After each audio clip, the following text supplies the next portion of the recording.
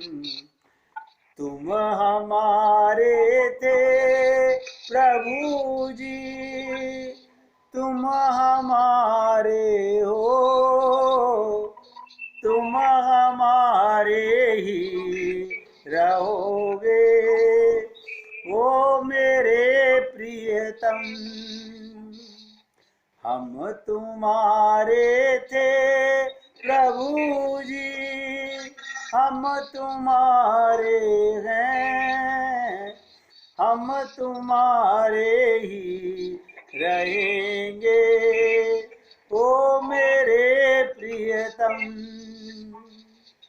हम तुम्हारे थे प्रभु जी, हम तुम्हारे हैं, हम तुम्हारे ही रहेंगे, ओ मेरे प्रियतम। तो आपके सबके हृदय में पहली चीज स्वयं का ज्ञान परिपक्व होना चाहिए। इससे परिपक्व का मतलब क्या होता है कि नाता एक राम जी से, दूजा नाता, बताइए क्या है आगे? दूजा नाता तो छोड़ दे। तो कहने का तात्पर्य हम लोग दोनों तरफ बंधना चाहते हैं। अरे बाबा, संसार की शरीर के साथ संबंध है संसार से संबंध, लेकिन शरीर का संबंध है, आत्मा का संबंध नहीं है। मैं आपको यही दृढ़ विश्वास दिलाना चाहता हूं, आपके शरीर का संबंध संसार से है। भगवान को शरीर नहीं चाहिए, शरीर संसार को दीजिए, शरीर से इंद्रियों से संसार की सेवा कीजिए। भगवान तो केवल आपसे एक मन मांगते हैं। अब देखिएगा, कोई भी जीव, संसार का कोई भी जीव एक क्षण को भी अकर्मा नहीं रह सकता। किसी से पूछो क्या कर रहे, कुछ नहीं। लोग क्या कहते हैं, कुछ नहीं। ऐसा हो ही नहीं सकता। क्या मतलब? अगर तुम गहरी नींद में सो रहे हो तो अकर्मा हो, या तुम भगवान के ध्यान में हो तो अकर्मा हो, अन्यथा जीव अरे स्वप्न में भी कर्म करता है, जागृत अवस्था में तो 24 घंटे कर्म करता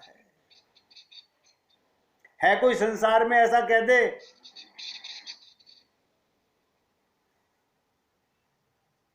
अकर्मा नहीं रह सकता। ये अकाट्य सिद्धांत है, इसे काटा नहीं जा सकता। प्रति क्षण, अब आप सोचिएगा, कोई भी व्यक्ति कोई भी कर्म करेगा वो किसके लिए करेगा? लिख लो, हर क्षण, हर पल, हर जीव आनंद के लिए काम करेगा, कोई दुख के लिए काम नहीं करता। ऐसा क्यों? क्योंकि मैं आनंद का दास हूं।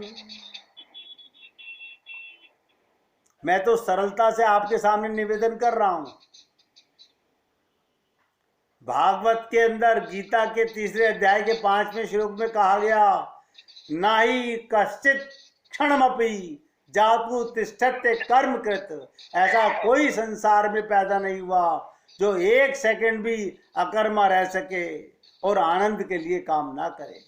चींटी से लेके ब्रह्मा तक हर जीव आनंद के लिए ही काम करता है। क्यों? क्योंकि हम आनंद के दास हैं। इसलिए प्रत्येक जीव निरंतर रामदास, श्यामदास, कृष्णदास, शंकरदास, गुरुदास।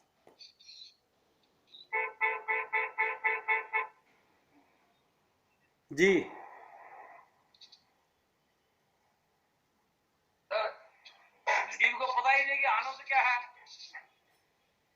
ऐसा भी कोई जीव नहीं है जिसे आनंद नहीं पता। सुनिए सुनिए, बताता हूं। वो शरीर के आनंद को तो आनंद मानता है, अब आत्मज्ञान होगा तो परमात्मा की भूख जागेगी। वर्क तो आनंद के लिए ही करता है, वर्क तो सुख के लिए ही करता है, वर्क तो लुत्फ के लिए ही करता है, वर्क तो मजे के लिए ही करता है। बस उसे ये नहीं पता कि संसार के गोबर में आनंद नहीं है, भगवान के प्रेम में आनंद है।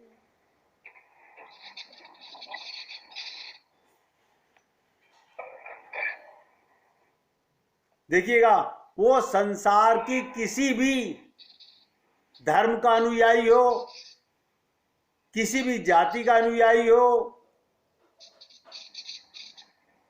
कभी मत सोचिएगा कि वो जापान का है, एशिया का है, यूरोप का है, कम्युनिस्ट है, कोई हो, सब आनंद चाहते हैं, शांति चाहते हैं। आत्मा तो सबकी एक सी है।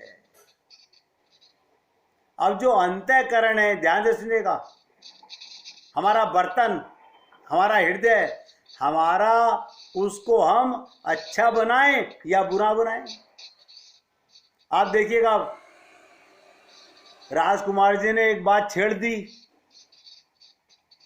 कि लोग आनंद को नहीं जानते। अब सुन लीजिएगा, अब ध्यान में आ रही है बात। जो व्यक्ति संसार में आनंद ढूंढेगा वो अंतःकरण में गंदगी भर लेगा आनंद की, और जो आत्मा मानेगा वो परमात्मा का प्रेम अंतःकरण में भरेगा। और हम लोगों ने असली आनंद को तो हम जानते नहीं थे। हमने आनंद क्या समझा? एक कोठी बन जाए, एक बंगला बन जाए। ये अंतःकरण जो कोठी है भगवान की, उसको बनाने का प्रयत्न नहीं किया।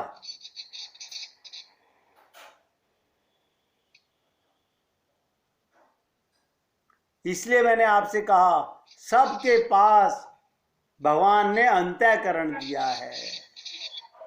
आप चाहें उसे अच्छा बनाएं, चाहे बुरा बनाएं, ये हमारे हाथ में है।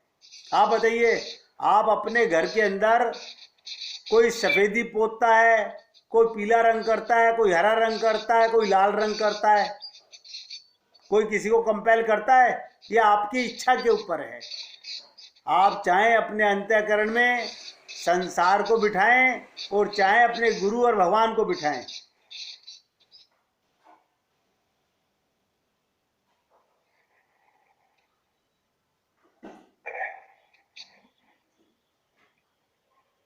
ये हमारे हाथ में है। लेकिन नोट करो, आत्मा इंद्रियां, मन, बुद्धि से परे है। आत्मा इंद्रियों से, मन से, बुद्धि से परे है। उसका हम क्या बिगाड़ सकते हैं? उसको तो भगवान भी नहीं बिगाड़ सकते, वो तो नित्य तत्व है। आत्मा के मामले में भगवान इतना ही कर सकते हैं, अपनी शक्ति छीन लें, हमें नहीं मिटा सकते।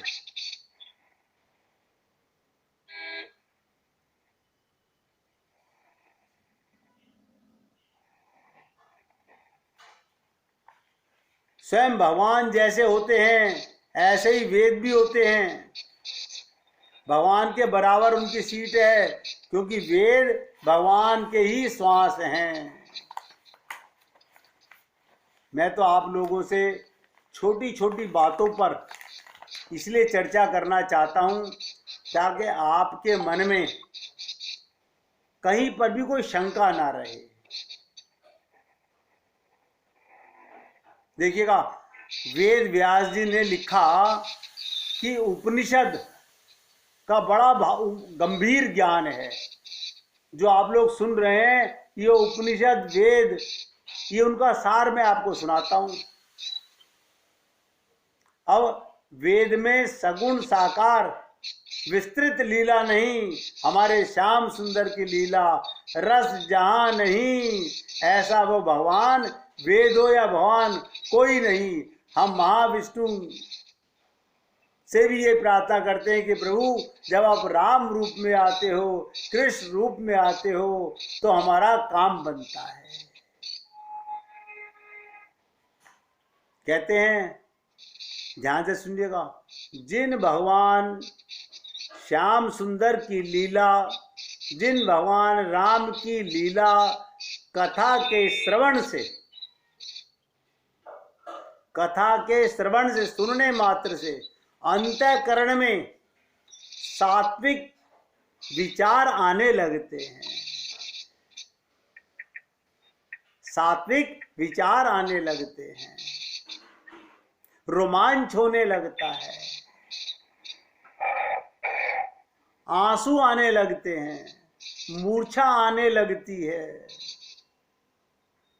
इन अवस्थाओं में क्या होता है, हमारा हृदय पिघलने लगता है और वाणी गदगद हो जाती है,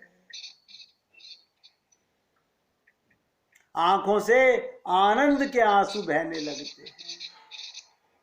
ऐसे वाणी को हम नहीं स्वीकार करते।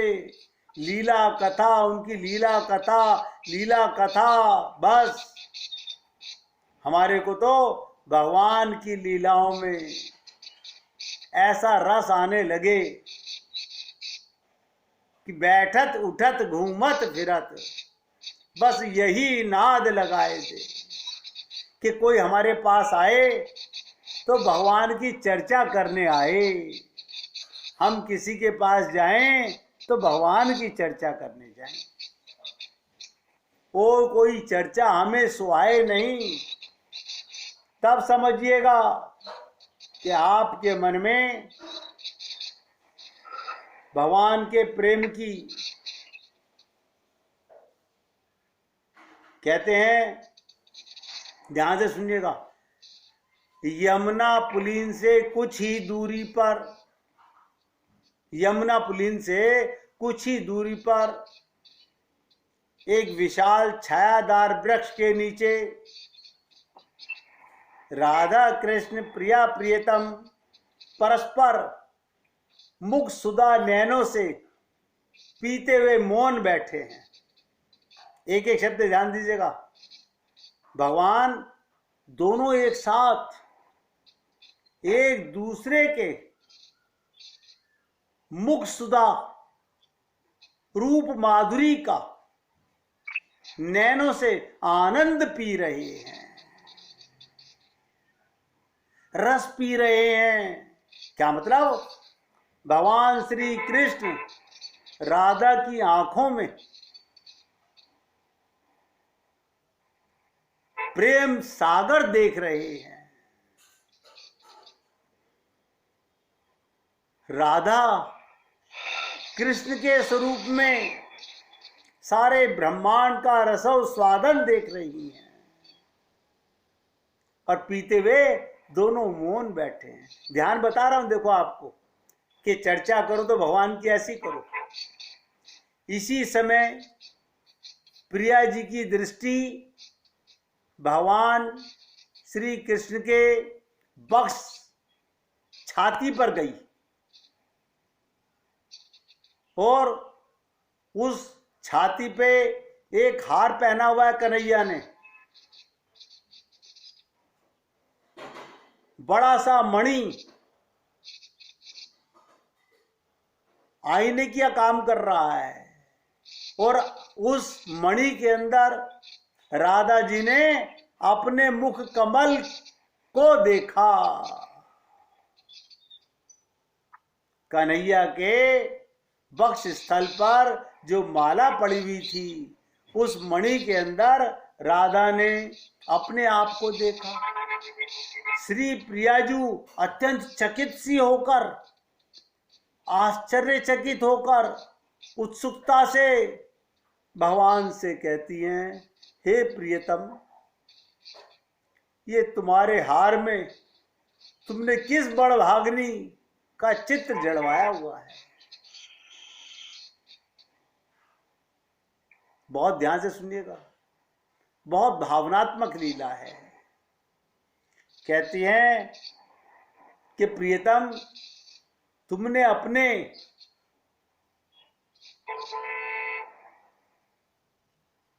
वक्ष स्थल पर सजे कंठहार के जड़ित मणि में उसके प्रतिबिंब स्वयं कमल को पड़ती।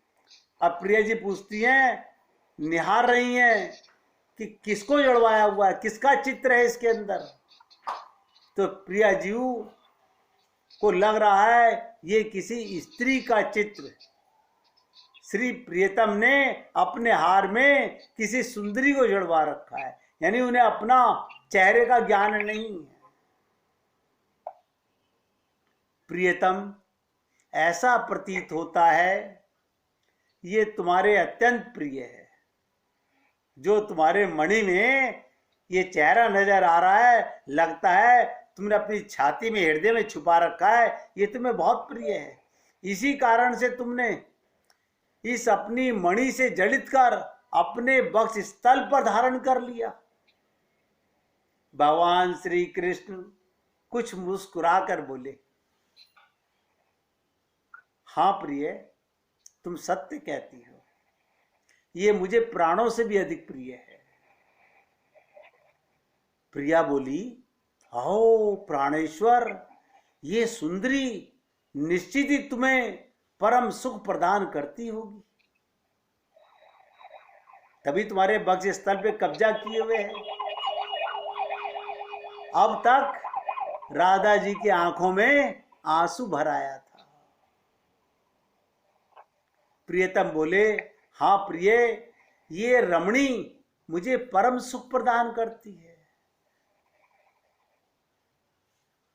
ये तो प्रतिपल मेरे सुख के लिए बावरी रहती है। इसने अपना प्रेम मेरे रोम रोम में इस प्रकार भर दिया है कि मेरे रोम कूपों में इसकी ही छवि दिखाई देती है। तुझे एक मणि में नजर आ रही है ये, मेरे तो कण कण में, रोम रोम में यही मेरी प्रिया है। देखो क्या कहते हैं भगवान, देखो प्रिय, मेरे नैनों को देखो। प्रियतम ने अपने पीतांबर से, भगवान से रहा नहीं जाता। राधा जी के आंखों में आंसू आए, भगवान कैसे बर्दाश्त कर लें। भगवान ने अपने पीतांबर से प्यारी जू को भर आए नैन पहुंचते हुए, और प्रियाजू श्याम सुंदर की दोनों पुतलियों में, ध्यान से सुनो, स्वयं को देख नैन झुका लेती है। जब वो आंख की पुतली में राधा जी कृष्ण की अपने को देखती हैं तो आंखें नीची कर लेती हैं। प्रियतम पुनः ही फिर राधा जी की ठोड़ी पकड़कर इनका मुख किंचित उठाते हुए, मुख ऊपर करते हुए, वो शर्मो लज्जा से मुख नीचे करती हैं और कान्हा जी ऊपर उठाते हैं। अब बोले, इसका मुझ में इतना अधिक अनुराग है कि स्वयं को तो ये विस्मृत कर ही चुकी है, अपने को भूल चुकी है। कभी दर्पण में स्वयं को देखकर ये पहचान नहीं पाती, और कभी कभी तो प्रियतम के नैन छलक उठे। अब भगवान तारीफ करते हुए रोने लगे। श्री प्रिया, और कभी कभी क्या प्रियतम, और कभी कभी तो मेरे नैन, मेरे प्रेम में ऐसी बांसुरी हो जाती है ये कि मयूरो दर्पण से मुझे देख उन संग में बतियाने लगती है। श्री प्रिया, राधा जी कहती हैं, हाँ, और तुम इस रमणी को तजकर मेरे समीप आए हो। क्या कहती हैं राधा जी, तुम इस रमणी को तजकर मेरे समीप आए हो। मैं तो तुम्हें कोई सुख दे नहीं सकती। कुछ क्षण रुककर बोली, प्रियतम श्याम सुंदर, मैं नित्य ही तुमसे नई अभिलाषा करती हूं, ना कि किंतु अभी मेरे हृदय में इस बड़ भागनी के दर्शनों की अभिलाषा है। संभवतः इसकी रज अपने शीश पर धारण कर ही मैं तुम्हारे सुख हेतु कुछ ना कर सकूं। क्या कहते हैं राधा जी, श्याम सुंदर, तुम मुझे इस प्रियतमा के करीब ले चलो, समीप ले चलो। श्री प्रियतम प्रिय, तुम क्यों, मैं इसको यही बुला लेता हूं। भगवान श्री कृष्ण बोले वहां जाने की जरूरत नहीं, मैं इस गोपी को, अपनी प्रियतमा को यही बुला लेता हूं। श्री प्रिया, नहीं नहीं श्याम सुंदर, मैं पहले ही तुम्हें कोई सुख नहीं दे पाती हूं, उस पर से तुम्हारे प्राणेश्वरी को यहां बुलाकर दुखी करना नहीं, नहीं मैं ही चलूंगी, तुम ले चलो। अब ध्यान से सुनिएगा, भगवान राधा के प्रेम का नशा देखकर, प्रेम में खुद को मिटाने का भाव देखकर कन्हैया ने राधा का हाथ पकड़ा और यमुना पुलीन की ओर बढ़ गए। प्रियाजू को जल में उनका प्रतिबिंब दिखाते हुए बोले। जब राधा जी ने यमुना में झांक कर देखा तो कृष्ण बोले, देखो प्रिया, ये है मेरी प्राण प्रिया। यमुना जी में स्थिर होकर किसी दर्पण की भांति प्रियाजू का प्रतिबिंब दिखाते हैं। प्रियाजू जल में देखकर श्री प्रियतम की ओर देखती हैं। प्रियतम मुस्कुराते हुए बोले, हाँ यही मेरी प्राण प्रिया है। कहते कहते प्रियतम के नैन भर आए। आज मेरे परम सौभाग्य हुआ कि मैं किंचित अपने प्राण प्रिया के गुणों का वर्णन कर सका। ये सुनकर प्रियाजू पीतांबर की ओर से मुख करके प्रियतम के हृदय में सिमट जाती है। आप सोचिएगा, ऐसा कौन सा जीव है जो भगवान का ये प्रेम नहीं पाना चाहेगा।